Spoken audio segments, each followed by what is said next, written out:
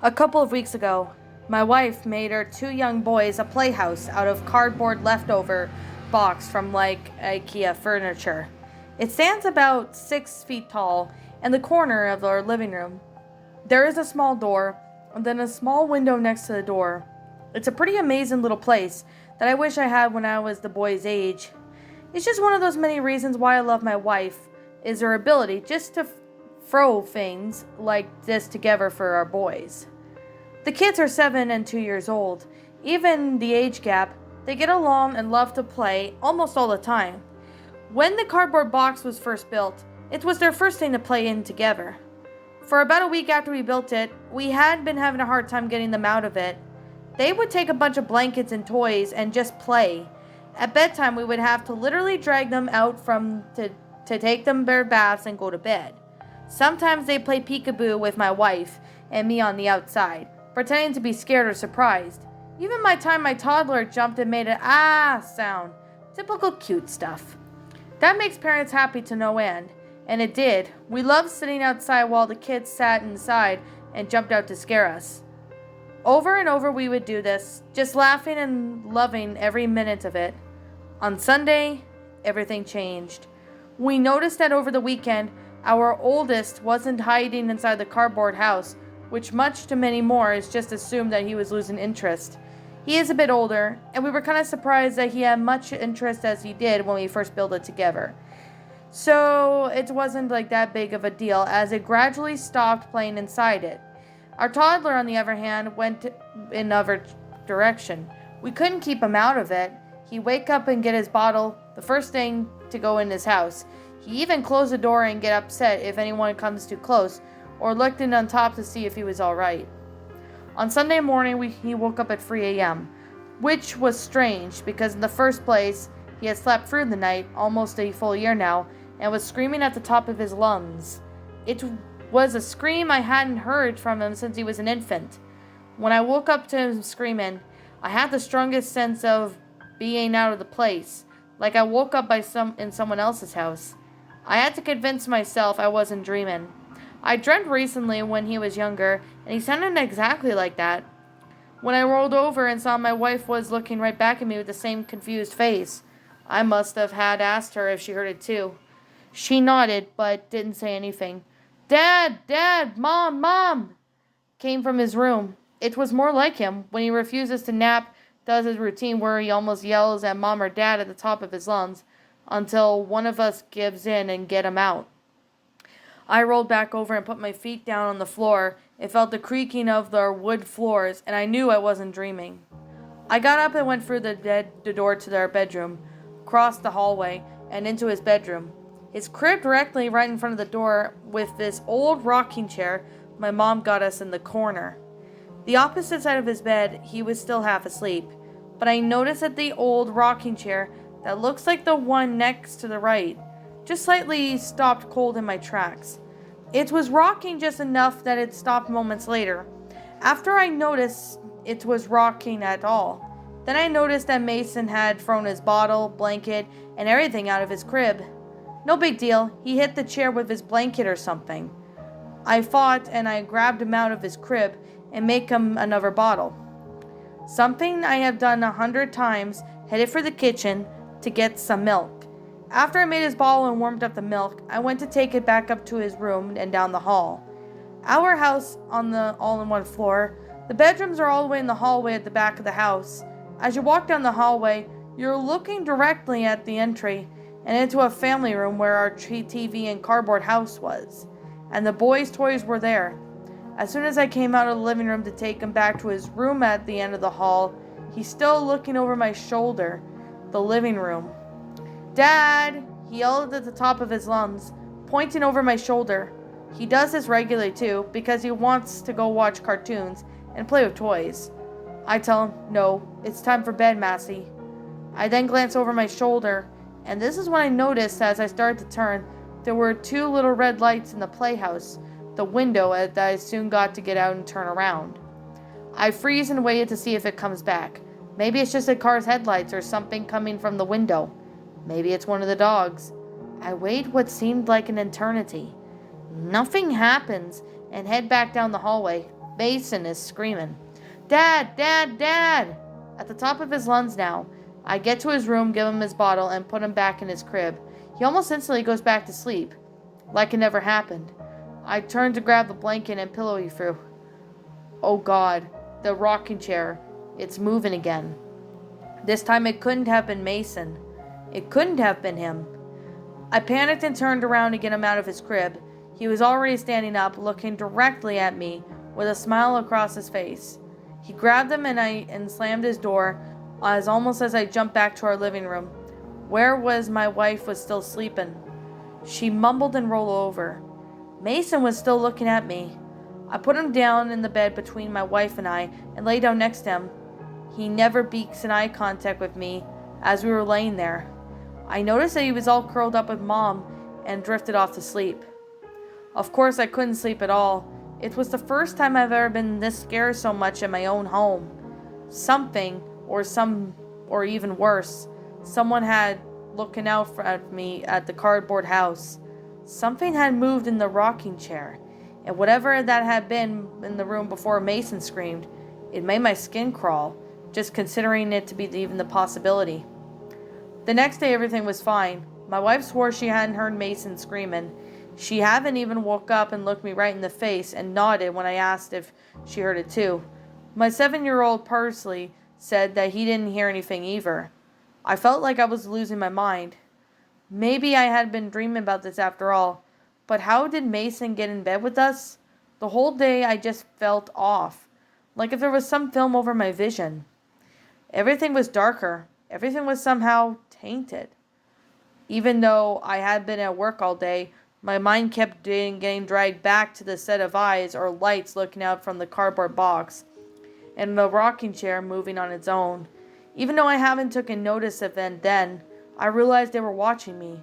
The lights were watching me, waiting and watching. I'm sure of it. They were sizing me up and seeing that I was capable of. Monday night came, and the entire family was at each other's throats.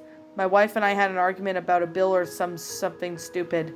The boys were arguing and screaming over each other over toys, and Mason wouldn't let Parsley play into the cardboard box no matter what. I knew something was wrong. As I heard him, my wife and I were in the kitchen, still arguing. It was the same infant-like scream from the night before, but worse. Like it was full of pain. We both stopped immediately, and I could tell that the way she was looking at me, at the way she heard him screaming last night, and knew something was horribly wrong. I dropped the beer I had been drinking on the floor and turned around the corner to look into the living room. Parsley was curled up in a fetal position in the corner, cowering his eyes. Mason was in the cardboard house, looking at the window at me with 1,000-yard stare. His face was too white, it's all too blank. His eyes were bright, and they seemed to be getting brighter. I'm stuck, I can't move.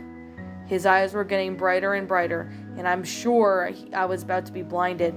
My wife was stuck behind me as she fell to the floor, while rivering back and forth on the floor, clutching her ears. I didn't hear anything. My wife and son were moaning. The glass breaking as a vase fell off the table that my wife had rolled onto. "Dad! Dad! Dad! Dad! Dad! Dad! Dad!" Each time I heard it, he yelled louder and louder until I couldn't take it anymore. I tried to cover my ears. That's when I heard screaming. When I covered my ears, the very thought was the newborn's cry. I fell to my knees and tried to look back up at my son. There were 2 sets of eyes staring back at me, 2 sets of bright red eyes directly at me. The door to the cardboard box starts to open. Darkness, complete and total darkness envelops everything. I woke up in the emergency room. Our house had caught on fire, and luckily, one of our neighbors saw the smoke and called 911. I was the only one pulled from the flames. Right after they pulled me out, there was an explosion that prevented them from going deeper in the house to get my boys. They said they haven't found any remains. They haven't even found anything yet, and they said they've checked everything twice. My God, my sons, my boys, my wife. Well, that was the cardboard house, creepypasta. Yeah. I don't know who wrote this story, so yeah. To the author who wrote this story, they can let me know in the comments below if they wrote the story, so then that way I can, give them proper credit. That's if I ever find the author or find out who the original author of this story is. So I kind of want to make that clear. Now, anyway, I'm going to get on with this story.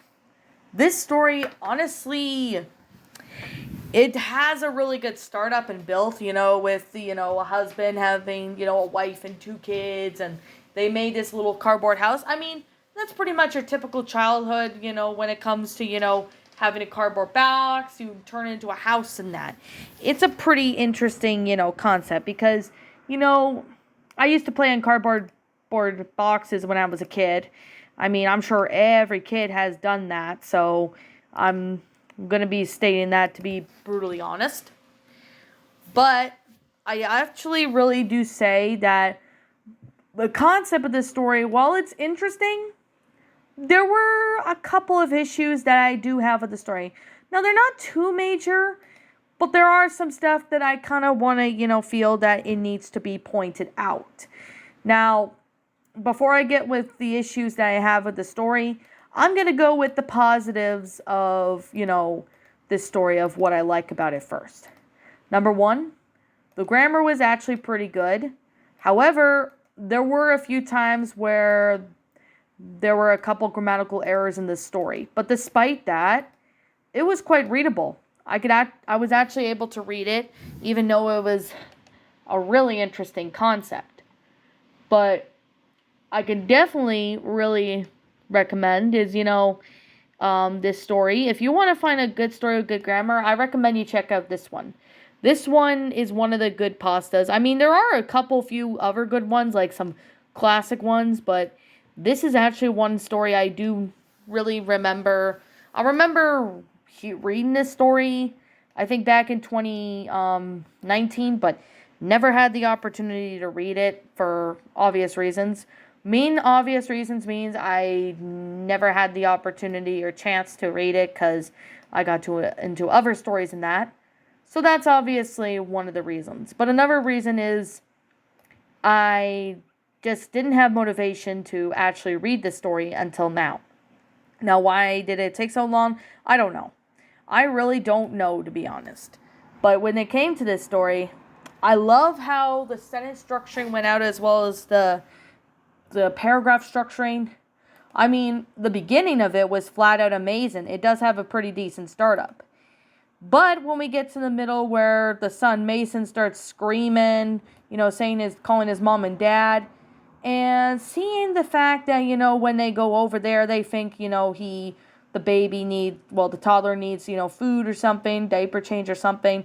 The rocking chair starts rocking by itself, and the protagonist and the wife does not even know what caused the chair to be rocked. Like, was it paranormal, or was someone breaking into the house or something? That's the main issue with this story, is that it doesn't really tell what caused, certain things to happen. But I will be getting to the main reason in a bit. Now, the cardboard box house is, where the husband walks in, he hears a scream, and the wife, hears it too, and the 2 sons end up, getting into fetal positions and hearing loud screams, and, there's, and the 2 red lights or something that they see. There's no really explanation as to why those 2 red lights appear. Like, was there something from outside? Was there, I don't know.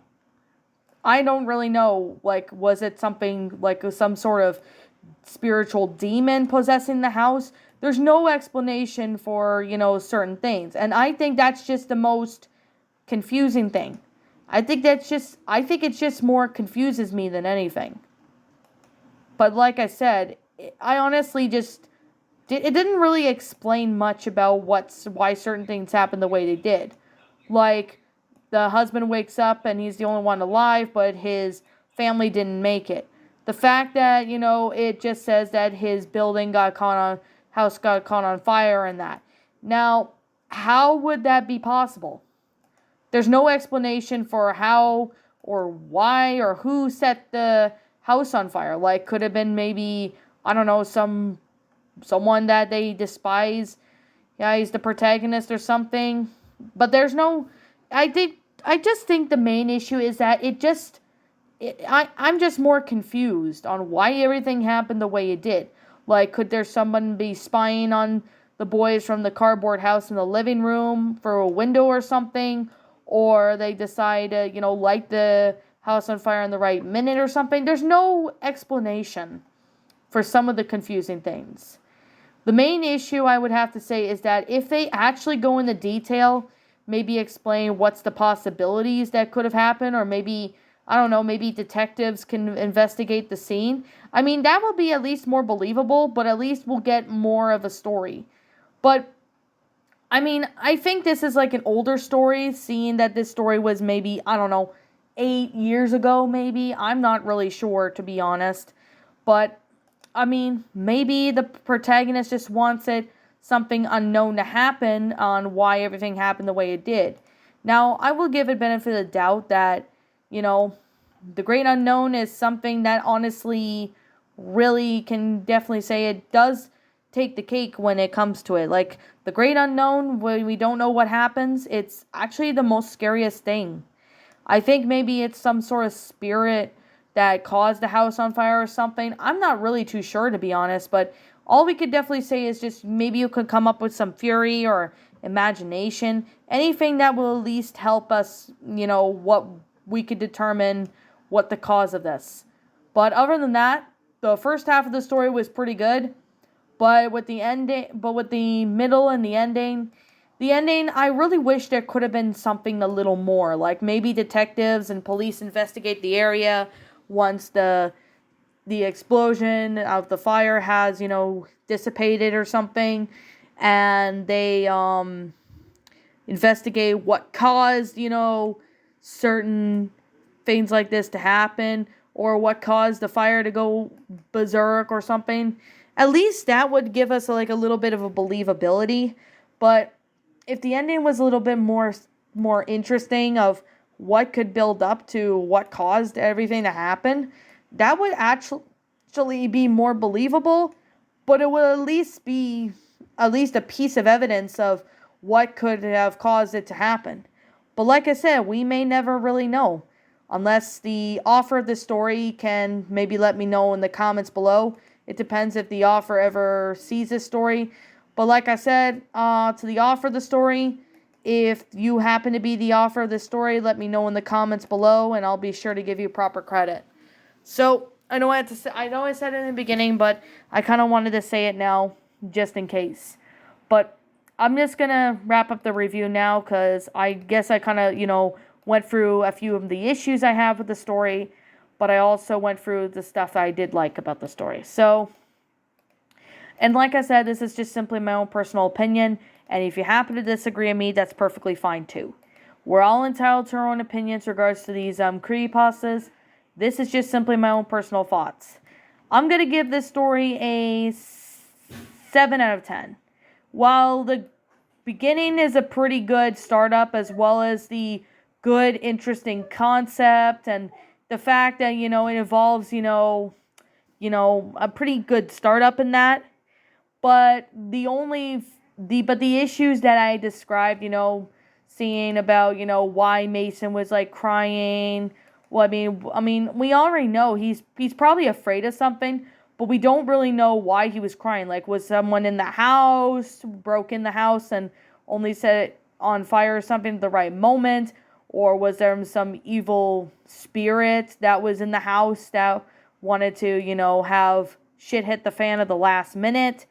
Or, in this case, did something happen? It doesn't really go into detail and explain much of what has happened, but I really, really wish that it did, because it would at least be believable, but it would definitely really help us out a lot more with the story. I think, partway in the middle and near the ending, I was just more confused about why things happened the way they did, but I really still found this story to be enjoyable. I mean, there did have a couple grammatical errors in the story, not really much, but just a bit, but it was definitely readable. And if the ending was like maybe expanded a little more, like given a little more information, like did the detectives go and investigate the area shortly after, or did the police do it, or it's really hard to say because all we can really say right now is we could just come up with, basically a fury as to what happened. But anyways, what did you guys personally think of this creepypasta? Did you enjoy it? Did you not? Also, what we have done personally to help make this story a lot better. Feel free to leave me now what your thoughts are down in the comments below. I'm the Lion Queen. Thank you so much for watching today's episode. And if you're brand new here to this channel, feel free to leave a like, comment, and subscribe. Ring the bell for notifications to when I upload, so that way you guys will not miss an upload. And as always, please roll the outro because I'm out.